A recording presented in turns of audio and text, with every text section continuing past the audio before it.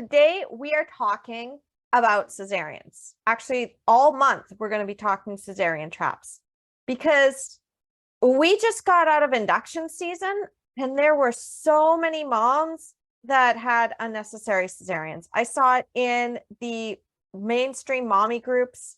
I've seen it just out in what's happening with these moms who have had an induction and then they went on to have a C-section.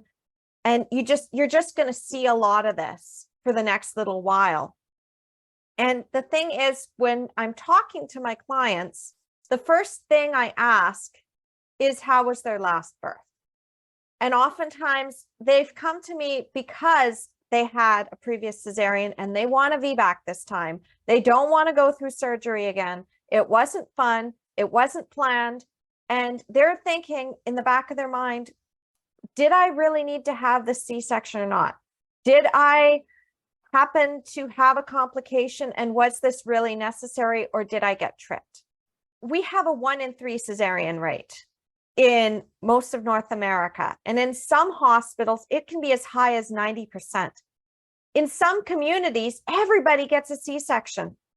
In some countries, everybody gets a C-section. And the only ones who don't are the ones who didn't make it to the hospital in time to be wheeled in for a cesarean. Like they basically gave birth in the hospital or on the way to the hospital or at home.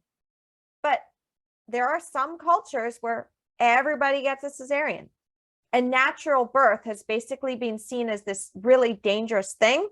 And doctors are like, well, why would you want to put yourself through that when we can just schedule you in for surgery? Well, the reason you want to avoid a cesarean is not only a personal decision, but there's also a lot of health complications that come about when you have a C-section. And this is something that doctors often gloss over and they don't talk about it. They say, oh yeah, you'll be fine. You'll recover in about 6 weeks. Not always. Sometimes your recovery can be months and months and months of pain. In fact, Jenny said it was not 6 weeks. It was more like 6 months. And on top of that, there can be very real trauma that comes up, especially if you weren't planning to have a cesarean in the first place. There's that feeling that you failed, that your body is somehow broken, defective, that it didn't work, that it failed to do the one thing that you are supposed to be able to do, because it's just supposed to be natural. It's supposed to be a physiological process. I talk about this a lot with the natural birth traps, how our culture and our medical system has basically undermined your confidence in your body's ability to birth and actually sabotages the physiological process.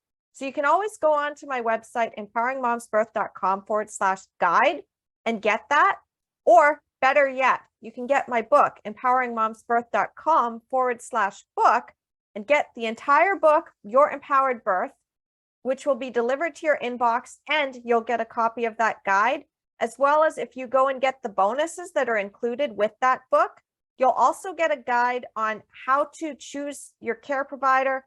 You'll get a guide on birth locations, how to get your partner to support you better, and even a physiological birth class. So the reason why this book is complimentary is because I just want that information out there into your hands as fast as possible. And the fact is that the best way is for you to have this system. What is my empowered birth system? Again, you need to have the right mindset. You need to have the right education.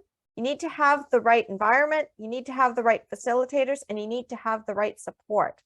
And when you have all 5 of these optimized, what that does is it allows you to start questioning everything in the medical system that you were ever taught, everything in our birth culture that you were ever taught, and you start to be able to take your power back. That's what this book actually does. It doesn't tell you what to think. It teaches you how to think.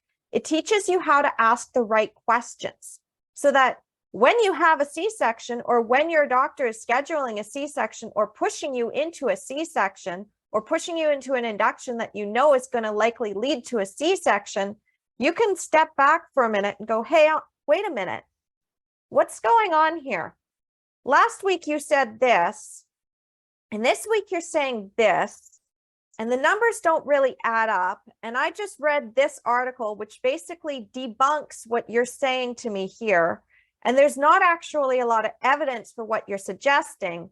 So why are we doing this? Why is this the only option that you're allowing? Because the person just down the street from me, they happen to go to a different hospital with a different care provider, same basic situation that I'm in now, and they were able to get something different. So what's going on? See, the thing is that for a very long time, maternity care in one area, you couldn't exactly go and find out what somebody in another state or another country was doing because we didn't have the internet. The internet is the patriarchy's biggest enemy. And our society of control and telling you that your body doesn't work is patriarchy. It is the idea that men are superior, women's bodies are defective. The entire medical model for obstetrics was based on the idea that your body is broken. If you look at the language, it's right there. The contracted pelvis or the cervix that doesn't dilate. Bull. Your cervix is going to dilate. The problem is not your cervix. The problem is not your body. The problem is that the medical system is not giving you the time to really focus on your physiological process and may even be undermining it. Because the truth is that birth is not a medical event. It is not an emergency. It is a physiological process that would happen even if you never scheduled surgery, even if you never scheduled an induction, even if you never went to the hospital. If you were en route to the hospital to have your scheduled C-section and you went into labor and it was a fast, precipitous labor, that baby would be out. Like, that's just how your body works. Your body works. And that's even if your baby is breech, that's even if you have twins. Some people, they don't know that they're having twins. They have a home birth and there's a surprise twin.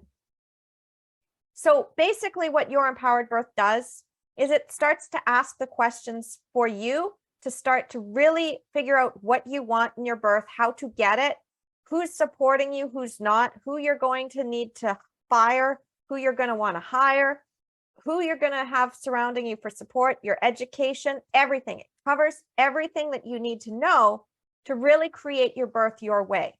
Because a lot of birth books, they say, here's the system on how to actually have this kind of birth. But that's not the truth. The truth is that your body is unique. So here's the lowdown about cesareans. We have a 1 in 3 cesarean rate in North America. This is pretty much around the globe. In most developed countries, we have this high cesarean rate. And it seems like 1 in 3 women is having a cesarean. If you go to a mom group, I guarantee you're going to find quite a few people that had a C-section. And they're going to tell you that it was an emergency, that it had to happen. But did it? As a doula and childbirth educator, I've started to become incredibly skeptical when I hear those stories that it was an emergency and it had to happen. I want to go dig deeper into that story and see, was it actually a true emergency, or did they fall into a natural birth trap? Did they fall into an induction trap? Did they fall into a labor trap like I talked about last month? Did they fall into a cesarean trap? Because oftentimes what you see when you really unravel that story, the truth can be devastating. Finding out that if you had known 1 or 2 things ahead of time, that cesarean that makes you feel like you failed at birth never had to happen in the first place. And this is a lot of the reason why VBAC gets so discouraged and why a lot of moms don't even try, because they think that it was their body that was broken. And you might even think the same thing. My body is broken. I have to have a scheduled C-section. Well, what if you don't? What if you could have the most amazing VBAC, even a home birth after cesarean? And even if you had 1 or 2 cesareans, still have that. Because that's what happened to Rebecca, is that she went through her first pregnancy and she didn't know what she didn't know. She got tricked into an induction. She fell into the natural birth traps. She fell into the labor traps, and she fell into a cesarean trap, and she ended up with a cesarean.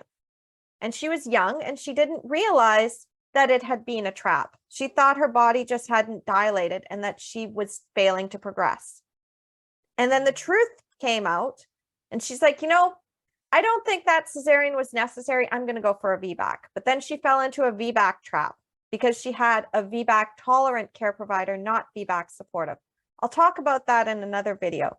But the fact is that she basically got tricked again into having a cesarean.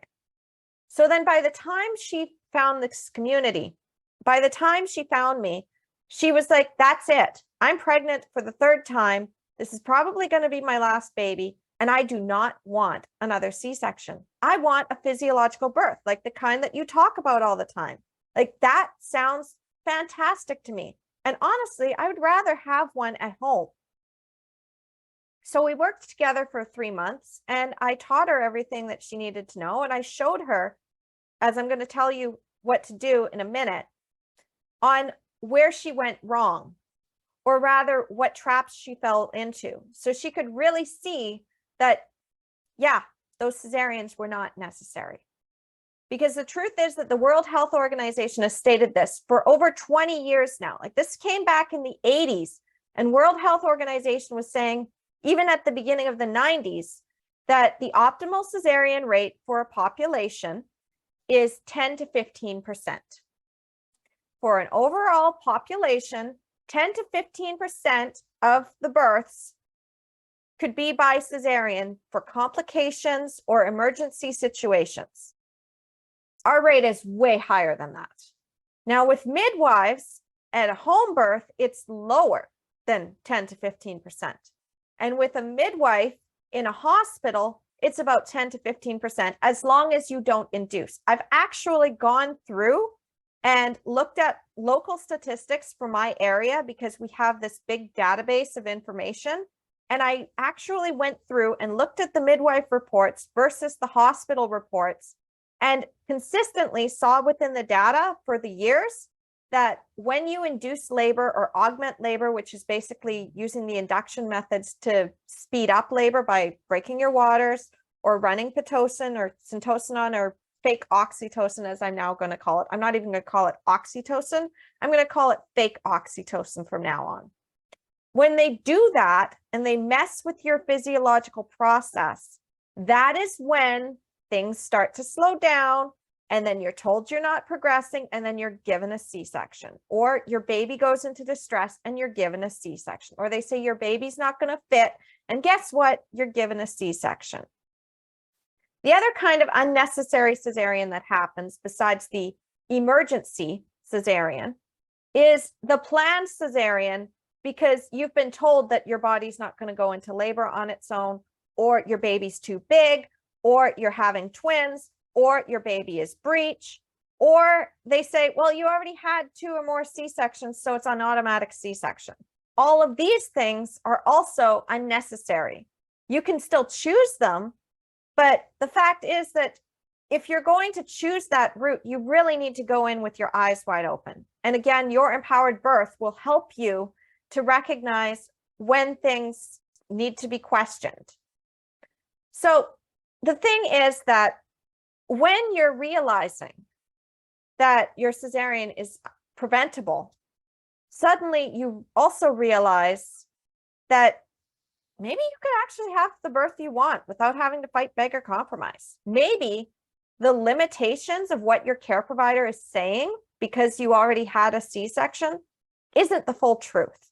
And this is, again, what Jenny figured out when she became the empowered mom that she is today, and she had her vaginal birth after cesarean in the hospital unassisted. That means that there was no nurse and no doctor catching the baby. It was her doula and her partner and her catching the baby. Nobody touched her. Nobody gave her vaginal exams. Nobody monitored her. She was just doing her thing. She told the nurse to go away and leave her alone in the bathroom so she could have her baby. And she did it. She absolutely did it. And she did it using the system that's in your empowered birth. And also because I'm her best friend and I've coached her, she also had me in her back pocket. So I really helped her with the support that she needed when it came to any of those little things that came up when her care provider was trying to scare her, or when a nurse was trying to push something, or just the overall health authority, because I know that health authority. I know the traps in the system, and I was able to get her back on track. Now, Jenny also had complications. And that is another thing. It's like when you're told, oh, well, you have complications, so you have to have a C-section. No, you don't, because she had gestational diabetes and she had a vaginal birth after cesarean. She had high blood pressure and she had a vaginal birth after cesarean. She was told that because she was 41, she'd probably have to be induced. And she did it. She had a vaginal birth after cesarean in the hospital, no induction.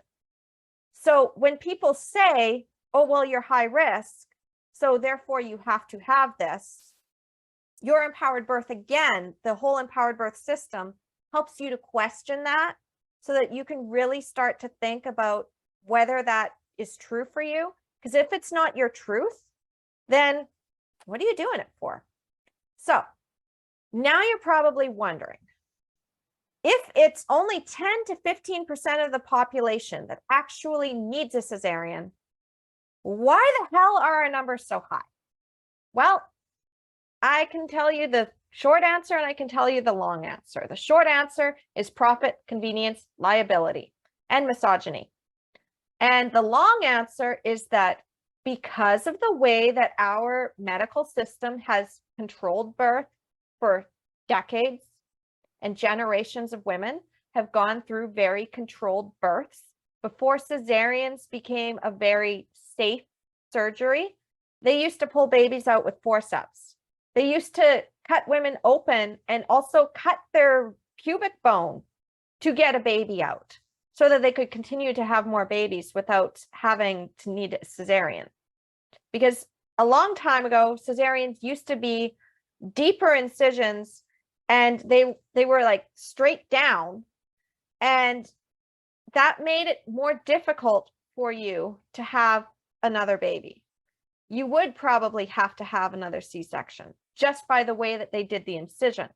Not true today. Today, you can have a VBAC very easily. However, we are also talking about a system that kicked midwives out at the turn of the century and said that natural birth was a curse on women and really indoctrinated us into thinking that pain in birth equals bad, and therefore we need to be drugged up on scopolamine and Demerol, which drugged up our babies and led to the doctor lifting the baby up and then smacking that baby until that baby cried. Why? Why was that done? And why is that horrifically still done in some hospitals today?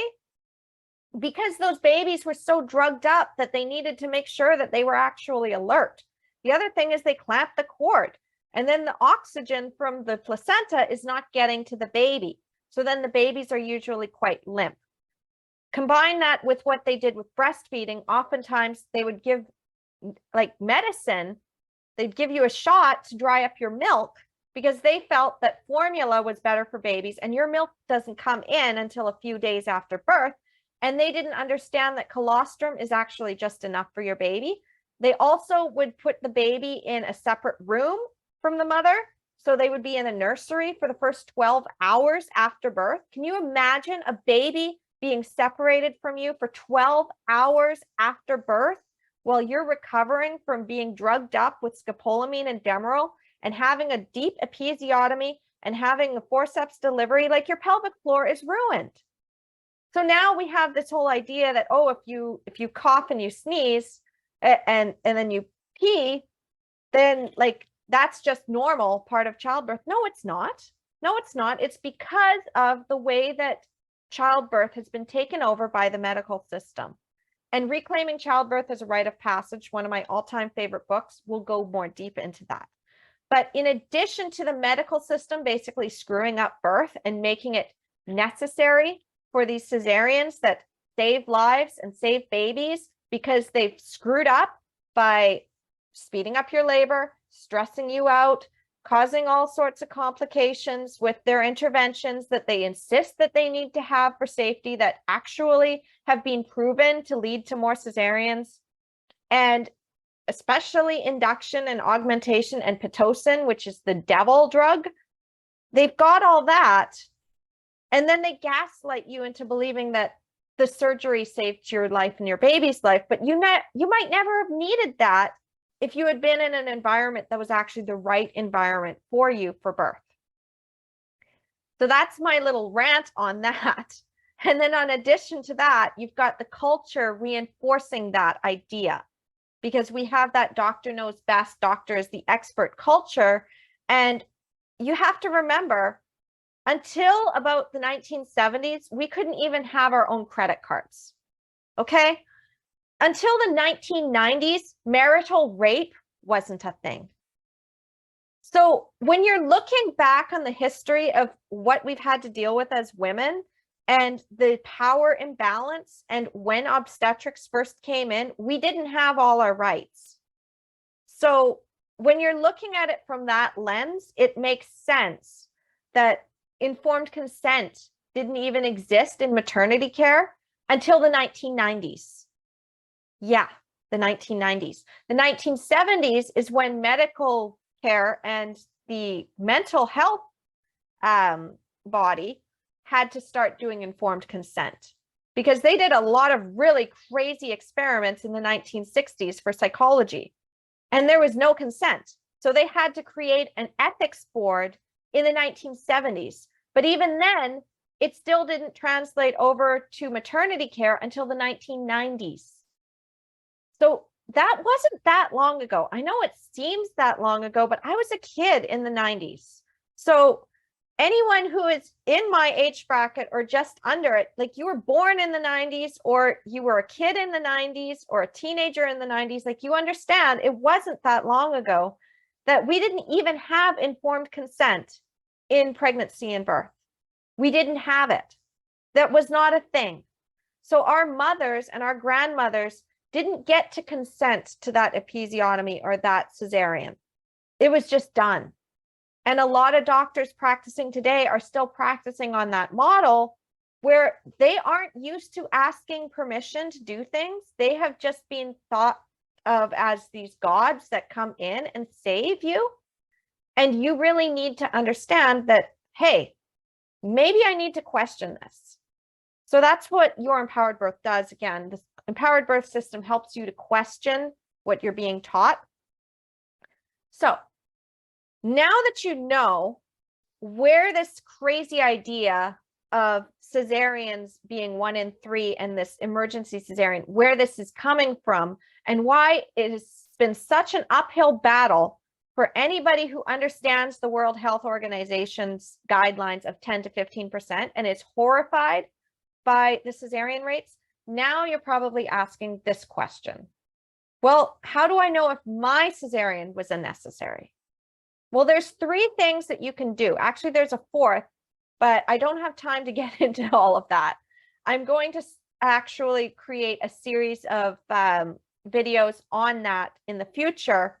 But Jenny also had said, it's like, well, you know, if it takes longer than an hour to get you in for surgery, maybe that surgery is not necessary. Or if you've scheduled a cesarean and they keep bumping it back, obviously it's not necessary. Or if they're scheduling it like months in advance, it's probably not necessary.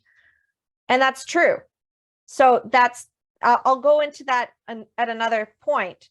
But the fact is that there's also 3 other ones. The first one, trust your instincts. If something feels off about that cesarean that you had or that you're being pushed into, and you're thinking something just doesn't feel right, trust that, because that is your instincts. That's your intuition telling you as loud as they can, hey, something's not right here. And the problem is that in maternity care, we've been taught to ignore those instincts in favor of what the experts say. So then this is often the time when you get onto the mom groups and you get into looking for information that's going to help you feel better about the choice that you really don't feel is right for you, that your doctor is pushing you into and saying is best. That's when you start asking the questions of the mom groups. It's like, hey, has anybody ever experienced this, and what can I expect? Because you need to try to feel okay with it. Or after you've had the cesarean, you're trying to figure out if it was really necessary. And there's just that part of you that's like, what if I didn't need to do that? Like something doesn't add up. And this is true for everything. This isn't just for cesareans. This is true if you had an induction. This is true if you had augmentation. This is true if they broke your waters. This is true if you had vaginal exams that caused a lot of pain and you're like, did I even need to have those? This is true even if you were talked out of a home birth. So this is also what happened to me, is that after the birth of my son, and I realized that he was almost 8 pounds, so definitely not tiny, like they had said he was on the ultrasounds, I started to question that. And that leads me to the next one, which is, after you've started to question that, you need to get the data. I know this can be really triggering, and it's important. This is what I tell all my clients to do once we've started to work through what they're feeling and get them healed, especially after a traumatic birth, is that I tell them to get their birth records. I told Rebecca to get hers, and I told Jenny to get hers, and I told Lisa to get hers, and I tell everybody to get their birth records, because what's in your birth records might hint at where your doctor might have lied to you, or lied by omission, or just withheld a piece of information that would have made you make a different choice. It will help you see where your labor was at when they started to push interventions and what those interventions actually led to, and you can start to see the map. If you need help with this, I always recommend going and talking to a doula as well. Doulas can read birth records. We can read medical records. We can read birth records. You can also take this to a midwife or anyone else who happens to be well-versed in reading this maternity care record. But you don't just want your birth records, you want your pregnancy records too, because your pregnancy records will also tell you information as if you had a growth scan. You can find out if the growth was actually on track, or if they didn't really have the numbers and they were making stuff up. Because you know what? They sometimes make stuff up. In fact, with my growth scan, what happened is I looked at it and it said growth normal, growth normal, growth normal. I'm like, if the growth is normal, why was I still being scared for 4 weeks of my pregnancy to abandon my home birth plans? Why was I told he wasn't going to tolerate labor well if growth was normal? At this point, I got mad and I filed a complaint, and I'll talk about that in another video. And finally, the last one is the best one. You go and test it. You test that theory.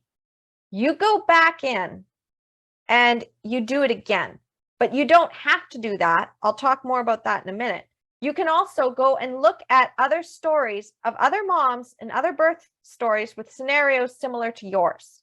So if you happen to see that your doctor is saying to you, you can't have a vaginal birth after 2 cesareans, it's not possible, it's too dangerous. And then you go and find out that a mom had a vaginal birth after 2 cesareans or even 3 cesareans, well, that already doesn't add up to what your doctor's saying, because that story is now out there. This is another reason why maternity care was able to operate the way it was able to back in the 70s and the 60s and back before that, and even into the 80s and early 90s. But now today, with our social media, when social media became a thing, you can go and find any birth story out there. And I guarantee you will find one where a mom had the exact same thing that you did, exact same scenarios, but she had a physiological birth because she either understood the empowered birth system, or she was just really lucky, or she had done a ton of research beforehand and she was just really determined, and she had a more supportive care provider, a better environment. Sometimes this stuff happens. Like, you can easily find the better environment, or it just happens to be in your area, and you just get lucky to be in that area with that really good environment. And you get lucky and find that really good care provider who will support you. And then your partner happens to be already on board with whatever you want. And then you just add your education and you've got your strong mindset and it works for you. But maybe you don't have that. Maybe you have the care provider who's saying, okay, so you're at your 10-week appointment and you had 2 C-sections, so we'll schedule your C-section for 39 weeks. And if you don't go out and look for those other stories, you don't know what your other options are. If you don't know your options, you don't have any. And so that's another thing you can do is you can start looking at those different stories and start really questioning it. And again, your empowered birth will help you ask those questions and help you think about birth in a different way, about what happens to you. There's a chapter, Get the Birth You Want the First Time as a first-time mom. And then there's the second chapter after that in the book. I think it's like chapter 8, and it's Get the Birth You Want the Next Time. And it helps you to work through your trauma, and it also helps you to take your power back. Because the truth is, you can take your power back. If you want more kids and you had a previously traumatic cesarean and you're like, I don't want another C-section again, or if you had a scheduled cesarean because your baby was breech and you're wondering, well, what if my baby's breech again? You know what? Even if your baby's breech, you can have a vaginal birth after cesarean with a breech baby. I've seen it. If you go into the Coalition of Breech Birth, you can actually find these stories. This is what I'm telling you. You can go back, you can trace through what you're thinking, trust your instincts, be like, something doesn't feel right here. Then you can start to ask the questions and be like, well, wait a minute. If this doesn't feel right, if this isn't what it's supposed to be, and my birth records are saying this, and that's not what's true for me. And now I'm also finding these stories of these other moms who have done what I want to do. Now, your care provider can't push you into that intervention anymore. They can't do it because you now have the knowledge. Knowledge is power. This is why I say the right education matters and the right support matters. Because once you have that and you have the right learning environment, you're able to get those resources. But if you stay in mainstream childbirth education, you're going to keep falling into the same cesarean traps and induction traps and labor traps and natural birth traps over and over and over again, because mainstream childbirth education perpetuates it. And even some natural birth groups also perpetuate it, not intentionally, but just because that's what they hear over and over, and that's what they know. It's ingrained into our culture. It's ingrained into our medical system. And the fact is that physiological birth is just not supported. It's not supported in mainstream childbirth education. It's not supported in hospitals. It's not supported with most care providers. And it's really not supported for vaginal birth after cesarean, especially vaginal birth after multiple cesareans. It's like this idea that the more cesareans you have, the more catastrophic it would be for you to have a physiological birth. When in reality, if you never schedule surgery and you go into labor, you will birth your baby. Maybe, very, very unlikely, you might have an emergency. But if you're trusting your instincts and going with what your body is saying, you're going to be able to pick up on that and be like, something's not right here. I think I might feel safer birthing in the hospital, which is what Jenny did. She had chronic high blood pressure and she felt safer birthing in the hospital, but she still did it unassisted. So even if you don't feel safe birthing at home, even if you feel more comfortable in a hospital, you can still have an unassisted birth within the hospital. You can still have a physiological birth within the hospital. It doesn't have to be home birth or bust. Now, for myself, it's home birth or bust. I'm never stepping foot into a hospital again unless it's a life or death emergency. But if you don't feel comfortable at home, there are options. And this is where a lot of natural birth gets it wrong, because the second that you are no longer having the textbook, this is the guideline you have to follow in order to have a natural birth blueprint, it's not going to work for you. And that's why your empowered birth is so powerful, because even if you do develop complications and you do decide that you need to have a cesarean, part of the system is creating a backup plan. And I've talked about this before about creating the backup plan. The power of the backup plan isn't thinking that the backup plan is going to happen. It's about setting that in motion so that you now know what the step is to take if that thing that you're worried about actually does happen. And then you don't have to worry about it anymore. And you can get back to the focusing on your dream birth. So again, your empowered birth is a really powerful roadmap, and you can get a complimentary copy of this book if you go to my website, empoweringmomsbirth.com/book, you'll get it straight to your inbox. You'll also get a series of emails from me telling you more about the Empowered Birth System. You'll get a guide that's the 20 natural birth traps, and I'm probably going to update this guide in the future to include the cesarean traps, the induction traps, and the labor traps, so that you're really going to be able to start to see that a lot of the maternity care practices and our birth culture and the way that you're being taught might be a trap, so that you can start questioning what's going on. So you can start finding those loopholes, so you can get the birth you want without having to fight, beg, or compromise. No more fighting your care provider. No more trying to convince them to let you. No more trying to convince your partner. No more trying to convince your family and friends. You'll be able to have the birth you want, and nobody else will be able to scare you or talk you into something you don't want. You won't have to compromise just to get a little of what you want. You'll be able to say, no, that doesn't work for me. I'm not going to do that. You won't crumble under the pressure, not the pressure of your care provider, not the pressure of your mother-in-law, not the pressure of your friends or your partner, or even your doula. You will be able to stand in your power and to be able to look at the nurse who might be across the room saying, what you're doing is dangerous, as you're birthing your placenta on the bed, which is what Jenny did, and be like, I don't see any danger here. I'm doing good. It's all on you. Or what Rebecca did in birthing her baby at home and having her partner be able to support her. He was terrified. He was really worried, but he also knew how important it was for her to birth at home.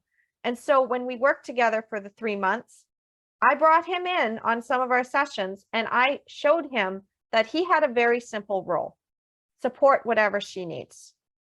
Be able to tune in to what she needs. And he did it. He saw that she needed water. He brought her water. He saw that she needed her hips squeezed. He did that. He was like, oh, she's having one. Oh, I'm on it. And then he would just be like, she's having a contraction. I know what to do. It was beautiful watching them work together. And you can do that too. All you need to do is go to empoweringmomsbirth.com/book, get a copy of Your Empowered Birth, read through it, work through the exercises, and you will start to realize that you can actually have your birth any way you want. All right. So that's all I have for today, and I will see you next week. Talk to you soon.